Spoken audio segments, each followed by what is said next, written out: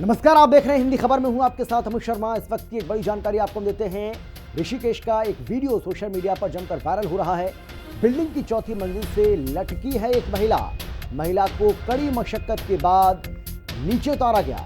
आमबाग विस्थापित क्षेत्र का यह मामला बताया जा रहा है। पुलिस मामले की जांच कर रही है।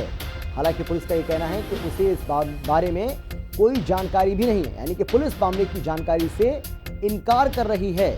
तो ये बड़ी जानकारी आपको हम दे रहे हैं और ये तस्वीरें आप देख भी पा रहे हैं। ये तस्वीर सोशल मीडिया पर बहुत ज़्यादा इस वक्त वायरल भी है। वीडियो भी इसका बहुत वायरल है और बताया जा रहा है, जो कहा जा रहा है कि पति पत्नी के बीच में पहले झगड़ा होता है और झगड़े के बाद ये पत्नी जो है वो नीचे कूदने की कोशिश करती है। हालांकि नीचे जो लोग मौजूद होते हैं वो बोलते हैं कि इसको ऊपर खींचो। अब ज़रा सुनिए किस तरीके से यहाँ जब ये मामला सामने आया उसके बाद ऊहापोह की स्थिति देखने को मिली।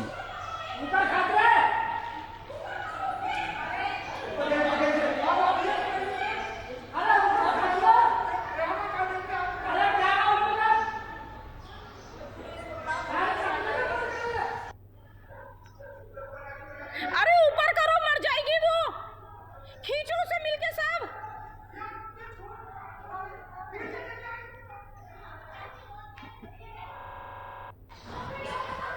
तो आपने सुना किस तरीके से लोग नीचे से बोल भी रहे हैं कि अभी सभी लोग जो हैं मिलकर इसको ऊपर खींचिए, अगर ये नीचे गिर गई तो ये मर जाएगी। तो आप सुन भी रहे हैं कि किस तरीके से हड़कंप मच गया इस महिला की इस हरकत से। हालांकि ये यहाँ से छलांग लगाने की कोशिश कर रही थी, लेकिन इसी बीच बताया जा रहा है, जो अभी तक फौरी तौर पर जो शुरुआती तौर पर जानकारी मिल रही है कि उसमें इसके पति ने जैसे ही कूदने की कोशिश कर रही थी उसका हाथ उसने पकड़ लिया, हाथ उसने थाम लिया।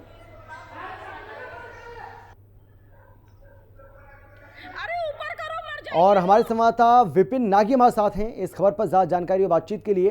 विपिन, क्या है ये पूरा मामला, थोड़ा बताइए क्या वजह रही कि एक महिला जो है वहां से अपनी जान देने की कोशिश कर रही थी? बिल्कुल अमित, ये ऋषिकेश क्षेत्र में जो विस्थापित पड़ता है, विस्थापित मामला बताया जा रहा है। हालांकि इस मामले में सूत्र के हवालों से जो हमें जानकारी मिल रही है, ये 15-20 दिन पुराना मामला है। हालांकि पुलिस भी इस चीज को कह रही है कि 20-25 दिन ये पुराना मामला है जी। और इसमें सबसे बड़ी बात अमित ये है कि ये जो पति पत्नी है, पति पत्नी के बीच में कुछ आपसी झगड़ा हुआ, या ये जो पड़ोसियों का कहना है कि इनके बीच में आपसी झगड़ा हुआ, जिसको लेकर पत्नी जो है कूदने के लिए, सुसाइड करने के लिए जा रही थी, जिसको पति ने जो है बचाने की कोशिश कर रहा था और वो पत्नी लटकी हुई थी। ऐसा करके मामला जो सामने आ रहा है। पड़ोसी हालांकि सामने कैमरे के सामने नहीं आए, सामने उन्होंने कोई इस बारे में स्टेटमेंट नहीं दिया, पर पुलिस ने कल इस मामले में जब हमें जानकारी दी कि इसमें अब आगे की कार्रवाई के लिए हमारे पास कुछ लोग आए हैं, उन्होंने अब एक शिकायत दर्ज की है और आगे इस मामले में छानबीन की जा रही है। तो कहीं ना कहीं इस मामले को जो है एक मियां बीवी का जो झगड़ा है उसके रूप में देखा जा रहा है अमित। और सबसे विशेष चीज ये है कि पुलिस अब आगे की कार्रवाई इसमें करेगी और आगे जो भी कुछ इसमें आगे तथ्य जो भी सामने आएंगे, जो भी जानकारी मिलेगी, उसके अनुसार फिर इसमें जो है कार्रवाई की जाएगी। जी बिल्कुल, बहुत धन्यवाद आपका। तो ये थे हमारे संवाददाता विपिन नेगी, जिस तरीके से उन्होंने जानकारी दी है कि पुलिस इस पूरे मामले की छानबीन में जुट गई है और छानबीन के बाद ही दूध का दूध और पानी का पानी हो पाएगा कि आखिर इस वजह क्या रही इसकी वजह और क्यों ये महिला अपनी जान यहाँ पर देना चाहती थी, अपने जीवन लीला को समाप्त करना चाहती थी। आगे बढ़ते हैं। बड़ासू हेलीपैड से उड़े क्रिस्टल एविएशन के हेलीकॉप्टर को तकनीकी खराबी के चलते केदारनाथ राष्ट्रीय राजमार्ग पर आपातकालीन लैंडिंग करनी पड़ी है, जिससे एक बड़ा हादसा होने से टल गया। लेकिन हेलीकॉप्टर की इमरजेंसी लैंडिंग के कारण सड़क पर खड़ी टैक्सी क्षतिग्रस्त हो गई। इसके साथ ही हेलीकॉप्टर के पंखे से राजमार्ग के पास में रेस्टोरेंट की टीन कट गई। हादसे के वीडियो में साफ देखा जा सकता है कि किस तरह से यही अनियंत्रित हो गया, जिससे पायलट ने किसी तरह राजमार्ग पर उतारा। गनीमत यह रही कि सड़क पर चल रही गाड़ी और आसपास के लोगों को इस लैंडिंग से जान का खतरा नहीं हुआ। रुद्रप्रयाग जिला पर्यटन विकास अधिकारी राहुल चौबे ने बताया कि लगभग 1 बजे यह हेलीकॉप्टर बड़ासू हेलीपैड से रवाना हुआ था, जिसमें पायलट समेत 6 लोग सवार थे। सभी लोग सुरक्षित हैं। यात्रा सीजन के दौरान हेलीकॉप्टर फेलियर का ये तीसरा मामला है, जिससे राज्य में हेली सेवा सुरक्षा को लेकर गंभीर सवाल खड़े हो रहे हैं। आज दिनांक 7 जून 2025 को लगभग 1 बजे क्रिस्टल एविएशन कंपनी का हेलीकॉप्टर जब वो बड़ासू के अपने बेस से टेक ऑफ हो रहा था तो उसमें कुछ तकनीकी खराबी आ गई, जिसकी वजह से वो टेक ऑफ होते ही जो हमारी नेशनल हाईवे है उस पर लैंड हो गया, जिसमें 5 यात्री थे और 1 पायलट था। पायलट को इंजरी हुई है और बाकी जो 5 यात्री उसमें सवार थे वो सभी सुरक्षित हैं। मुख्यमंत्री पुष्कर सिंह धामी ने नैनीताल जिले में लालकुआ नगर निगम के गौशाला का लोकार्पण किया। इसके साथ ही मुख्यमंत्री ने 126 करोड़ रुपए की लागत की विकास योजनाओं का शिलान्यास और लोकार्पण किया। इस अवसर पर मुख्यमंत्री ने गौ पूजन भी किया। सीएम धामी ने गौ सेवा को उत्तराखंड की संस्कृति का अभिन्न अंग बताया। कार्यक्रम में अपने संबोधन में मुख्यमंत्री ने कहा कि सरकार का संकल्प है कि विकास को हर गांव, हर शहर तक पहुंचाया जाए। सीएम ने कहा कि जिन परियोजनाओं का लोकार्पण और शिलान्यास किया गया उनको पूरा होने पर क्षेत्र के विकास को नए पंख लगेंगे। मुख्यमंत्री ने कहा कि इन योजनाओं के माध्यम से क्षेत्र में बेहतर सड़कों का निर्माण होगा। आम जनता की जो समस्याएं उनको उससे निजात मिलेगी, राहत मिलेगी। 126 करोड़ रुपए की योजनाओं का यहाँ पर लोकार्पण और शिलान्यास हुआ है।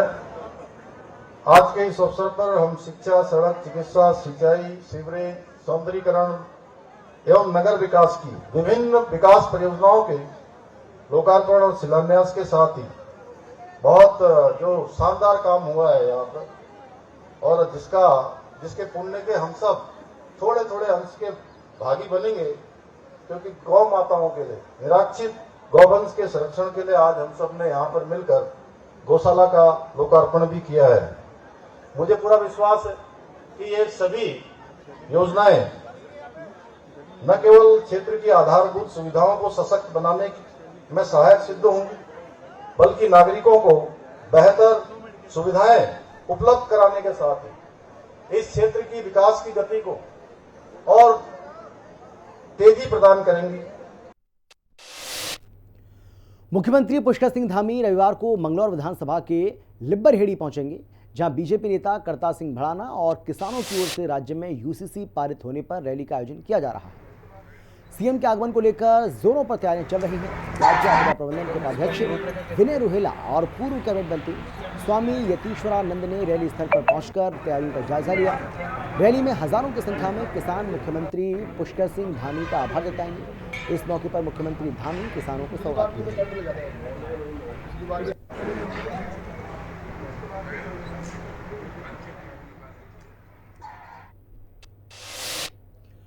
हरिद्वार नगर निगम जमीन घोटाले के बाद अब देहरादून नगर निगम में करोड़ों रुपए के वेतन फर्जीवाड़े घोटाले पर सियासत लगातार तेज हो गई है।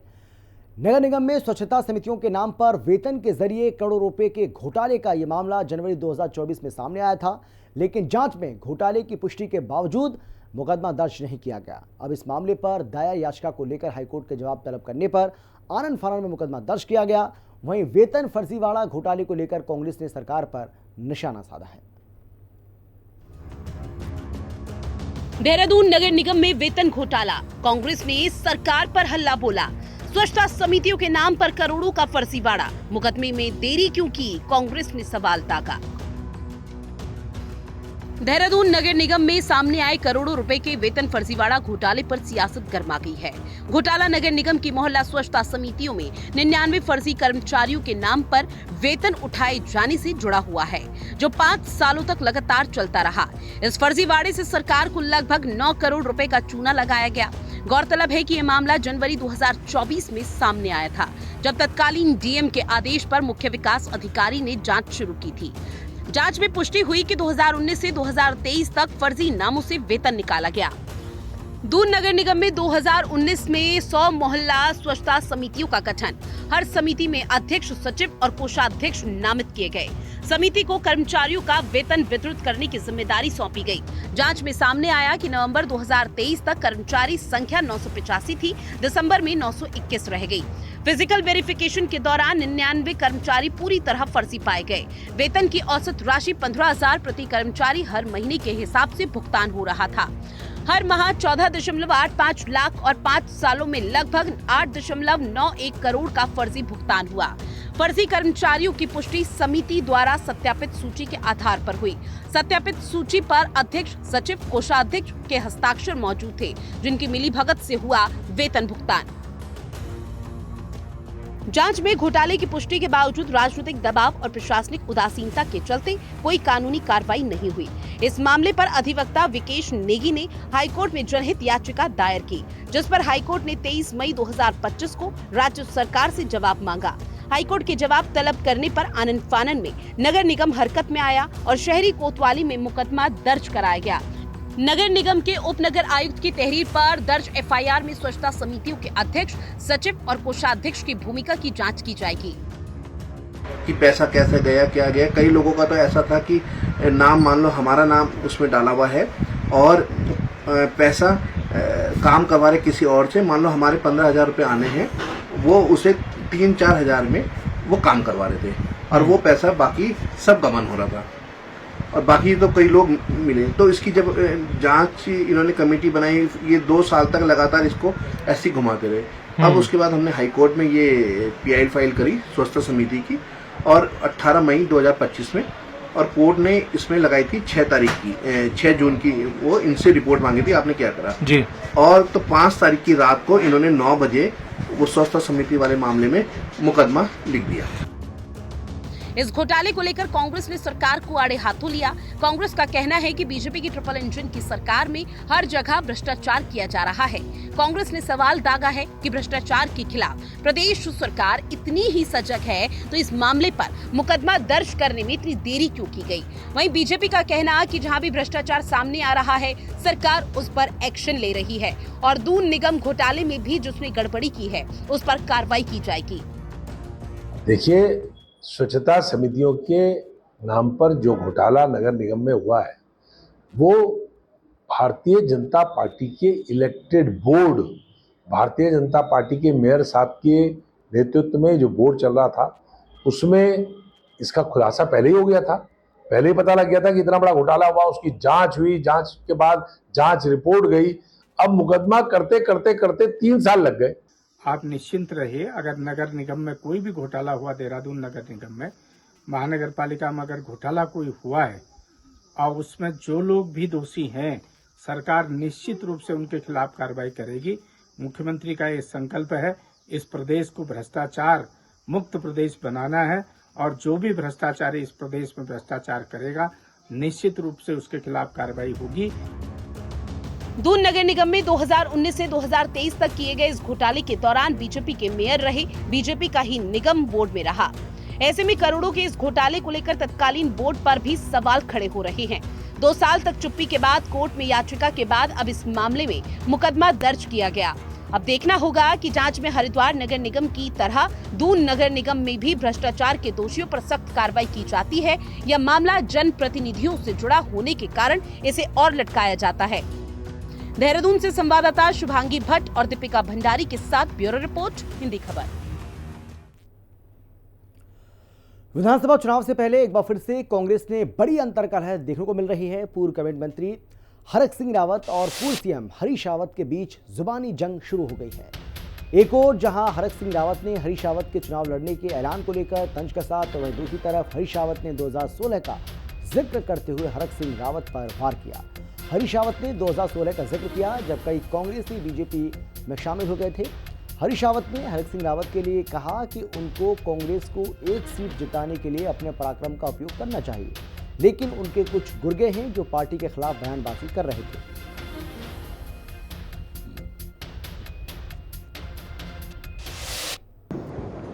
हरक सिंह जी को एक बार 1 सीट जिताने के लिए अपने पराक्रम का उपयोग करना चाहिए, ताकि 2016 की जो कटुता है वो पीछे धकेली जा सके। अब लोकसभा के चुनाव में वो कहीं देखा ही नहीं थी, और जहां मुझे बहुत अच्छी तरीके से याद है, उनके कुछ लोग जो बिल्कुल निकटस्थ अपने को बताते हैं, वो सब लोग नकारात्मक प्रचार कर रहे थे। मैं जगह भी और मैं नाम भी बता सकता हूँ। तो ये चीज़ें हैं, तो उनके लिए भगवान उनमें उनको लंबा जीवन दे, और धैर्य राजनीति में बहुत आवश्यक है। धैर्य बहुत आवश्यक है, और कांग्रेस की राजनीति में तो धैर्य ही मंत्र है सफलता का। बीते दिनों देहरादून में आयोजित कार्यक्रम में बतौर मुख्य अतिथि केंद्रीय कृषि मंत्री शिवराज सिंह चौहान ने उत्तराखंड के फल का फल सहित तमाम फलों और मोटे अनाजों का जिक्र किया, जिसको लेकर अब कांग्रेस बीजेपी पर हमलावर है। कांग्रेस का कहना है कि एक तरफ जहां भाजपा के नेता हरीश रावत की पहाड़ी उत्पादों वाली पार्टीज पर चुटकी ले रहे थे, तो वहीं उनके बड़े नेताओं की जुबान पर आज उन्हीं उत्पादों के नाम हैं। कांग्रेस की प्रदेश प्रवक्ता गरिमा दसोनी ने कहा है कि हरीश रावत नकारात्मक राजनीति नहीं करते, वो अपने प्रदेश की जमीन से जुड़े हुए व्यक्ति हैं जो यहाँ के उत्पादों की बात करते हैं। काफल की दुनिया में डिमांड बढ़ रही है, तो भैया काफल भी पैदा करना पड़ेगा, कीवी भी पैदा करनी पड़ेगी, और अपनी लीची तो देख के ही मुंह में पानी आ जाता है। और यहाँ का जो मोटा अन्न है वो तो अद्भुत है, जो हमारे कोदो कुटकी और वो क्या था जो मैं ले गया था, मड़ुआ। मैंने भाभी कहा था, यहां भी करूं कि हमारी श्रीमती जी ने कहा कि मैं तो मड़ुआ ही खाऊंगी और कुछ खाने अच्छा नहीं लगता। ये चीजें इतनी हैं कि वैज्ञानिक इन पर रिसर्च और शोध और करें। इनका उत्पादन कैसे, मड़ुआ का उत्पादन बढ़ना चाहिए, उसके लिए और अच्छे बीज बनना चाहिए। सत्य परेशान हो सकता है, पराजित नहीं होता। हरीश रावत जी नकारात्मक राजनीति नहीं करते, हरीश रावत जी गाली गलौज की राजनीति नहीं करते, वो आरोपों की राजनीति नहीं करते, वो सकारात्मक राजनीति करते हैं। वो अपने प्रदेश की जमीन से जुड़े हुए, जड़ों से जुड़े हुए व्यक्ति हैं। वो यहाँ के कृषकों की, यहाँ के उत्पादकों की बात करते हैं, वो यहाँ की अर्थव्यवस्था को और मजबूत बनाने की बात करते हैं। तो आप उनकी कोई भी पार्टी देख लीजिए, वो पार्टी केवल पीआर मैनेजमेंट इवेंट नहीं होता, वो पार्टी केवल वोट बैंक की उगाही नहीं होती, उस पार्टी का एक बड़ा संदेश होता है। चाहे वो आम पार्टी हो, भुट्टा पार्टी हो, माल्टा पार्टी हो या काफल पार्टी हो, उसका एक संदेश होता है। लेकिन जिनके बस का कुछ नहीं है करना, वो लगातार आरोप लगाते हैं। उत्तराखंड भाजपा के नेताओं के तो पेट में मरोड़ और दस्त लग गए। एक हफ्ते तक उन्होंने यहाँ जो देहरादून में उन्होंने काफल पार्टी दी थी, उस पर आरोप की झड़ी लगा दी। केंद्र सरकार ने जातीय जनगणना को लेकर नोटिफिकेशन जारी कर दिया है। पहले फेज में 4 पहाड़ी राज्यों उत्तराखंड, जम्मू कश्मीर, हिमाचल और लद्दाख से शुरुआत होगी। इसको लेकर उत्तराखंड प्रदेश उपाध्यक्ष सूर्यकांत धस्माना का कहना है कि जातीय जनगणना कांग्रेस का एक बड़ा मुद्दा है। धस्माना ने कहा कि कांग्रेस ने राष्ट्रीय अधिवेशन में अपना न्यायपथ प्रस्ताव पारित किया था, उसमें सबसे महत्वपूर्ण मुद्दा जातीय जनगणना का था। धस्माना ने कहा कि सरकार कांग्रेस की मांग के आगे झुकी और जिन 4 राज्यों में जातीय जनगणना की शुरुआत होगी उसमें उत्तराखंड का नाम भी शामिल है। देखिए, जातीय जनगणना कांग्रेस का एक बड़ा मुद्दा था और कांग्रेस ने अपने अहमदाबाद राष्ट्रीय अधिवेशन में जो न्याय पथ एक अपना प्रस्ताव पारित किया था, उसमें सबसे महत्वपूर्ण जो मुद्दा था वो जातीय जनगणना का था। कांग्रेस ने ऐलान किया था कि अगर केंद्र की सरकार जातीय जनगणना नहीं करवाएगी, पूरे देश में कांग्रेस आंदोलन करेगी। हमें खुशी है सरकार कांग्रेस की मांग के आगे झुकी और अंतोगत्वा जातीय जनगणना का फैसला हुआ। जातीय जनगणना अब शुरू हो रही है पूरे देश में और जो जिन 4 राज्यों में शुरुआत होगी उसमें उत्तराखंड भी पहला राज्य है। काशीपुर का राधे हरी स्नाकोत्तर महाविद्यालय एक बार फिर से विवादों में घिर गया है। ये मामला सीधे कॉलेज के विकास कार्यों में अनियमितताओं से जुड़ा हुआ है। छात्र संघ पदाधिकारियों ने महाविद्यालय के प्राचार्य सुमित श्रीवास्तव पर आरोप लगाया है कि संस्थान में शिक्षा और निर्माण कार्यों के नाम पर बड़े पैमाने पर घोटाले किए गए। इन आरोपों को बल उस वक्त मिला जब छात्र संघ ने आरटीआई के तहत विकास कार्यों की पूरी जानकारी मांगी और दावा किया कि लाखों की फाइलें मौजूद हैं, लेकिन जमीन पर कुछ नहीं दिखता। छात्र संघ का कहना है कि मामला सिर्फ वित्तीय नहीं बल्कि छात्रों के भविष्य और कॉलेज की साख से जुड़ा हुआ है। हालात तब और ज्यादा गर्मा गए जब छात्र संघ नेताओं ने आरोप लगाया कि प्राचार्य सुमिता श्रीवास्तव के पारिवारिक संपर्क से एक व्यक्ति ने उन पर दबाव डालने की कोशिश की और ज्यादा सवाल उठाना ठीक नहीं होता। इस महाविद्यालय में जो भी काम हुए हैं वो पूरी तरह नियमानुसार हुए हैं और अगर कोई भी व्यक्ति किसी भी डॉक्यूमेंट को आरटीआई के तहत मांगेगा तो आरटीआई की जो नियमावली है उसके तहत उसको प्रदान किया जाता है। ऐसा है कि किसी भी कार्मिक और किसी भी प्राध्यापक के परिवार के लोग का महाविद्यालय परिसर में वो आ सकते हैं, और चूँकि मेरे हस्बैंड भी इसी कम्युनिटी के हैं और गवर्नमेंट में हम लोग ट्रांसफरेबल जॉब में होते हैं तो एक कॉलेज से दूसरी कॉलेज में जाते रहते हैं, तो सभी के परिचित एक दूसरी जगह रहते हैं और बहुत सारे एकेडमिक वर्क होते हैं, उसके तहत भी हम लोग एक दूसरी जगह जाते हैं। तो ये जो आरोप है ये बिल्कुल निराधार है। इसमें हमारे प्राचार्य महोदय के एक दिन बाद ही उनके पति का हमारे पदाधिकारियों को फ़ोन आया और मिलने की बात हुई, जबकि आरटी एक गुप्त अधिकार होता है, उसमें इन्होंने प्राचार्य महोदय ने अपने पति को उसके बारे में जानकारी दी और ये गोपनीय संबंध में है, तो ये चीज़ गलत है। अभी तो ये बात जो हुई वो ये इसी चीज़ को लेकर की थी कि जल्द से जल्द इस चीज़ को ख़त्म करा जाए और धारा 6 के अंतर्गत मैम से आरटी नहीं मांगी जाए। पहली बात तो हमने प्राचार्य महोदय के ऊपर कोई आरोप नहीं लगाया, हमने केवल आशंका जताई है कि जो पिछले 6 महीने के अंदर हमारे महाविद्यालय में जब से प्राचार्य महोदय आई हैं, जो भी विकास कार्य हुए हैं, हमने केवल आरटीआई के तहत उसके बिल, उसके प्रस्ताव और उसके कोटेशन की मांग की है। हम ये नहीं कह रहे हैं कि कहीं ना कहीं मैडम इसमें घोटाले में लिप्त है, हम नहीं जानते कि घोटाला हुआ है या नहीं हुआ है। अगर घोटाला नहीं हुआ है तो प्राचार्य महोदय को बिल देने में कोई आपत्ति नहीं होनी चाहिए, और अगर आपत्ति है तो कहीं ना कहीं सभी लोगों के मन में शंका उत्पन्न हो सकती है।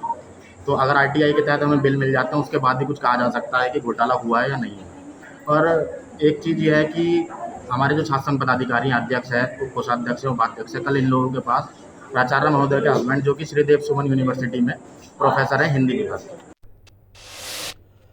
मंगलौर में ईद उल अजहा के पर्व पर एक परिवार की खुशियां मातम में तब्दील हो गईं जब पठानपुरा मोहल्ला निवासी रियासत ने अपने पड़ोस में रहने वाले 22 वर्षीय साहिल की बीच सड़क पर गला रेतकर हत्या कर दी। वारदात को अंजाम देने के बाद आरोपी खुद ही पुलिस चौकी बाजार मंगलौर जा पहुंचा। वारदात के बाद हड़कंप मच गया। बताया गया कि आरोपी के बेटे की 1 साल पहले नहर में डूबकर मौत हो गई थी। आरोपी को शक था कि साहिल ने उसे डुबो कर मारा। पुलिस ने फिलहाल आरोपी को हिरासत में लिया और शव का पंचनामा भरवाकर पोस्टमार्टम के लिए भिजवा दिया है।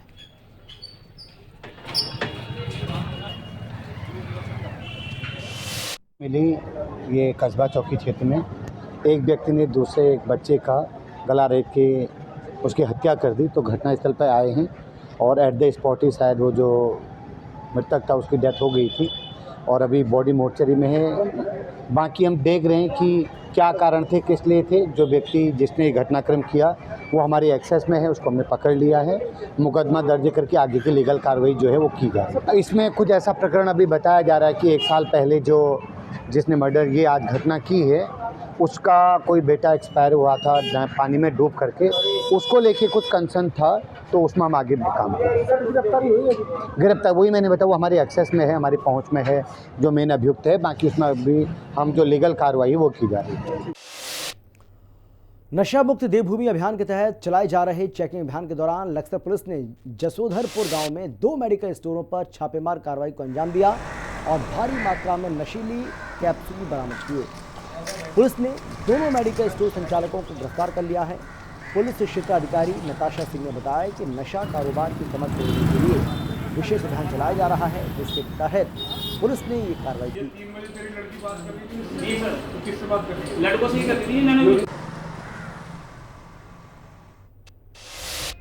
और फिलहाल इतना ही। छोटे से ब्रेक के बाद फौरन लौटेंगे। आप देखते रहिए हिंदी खबर।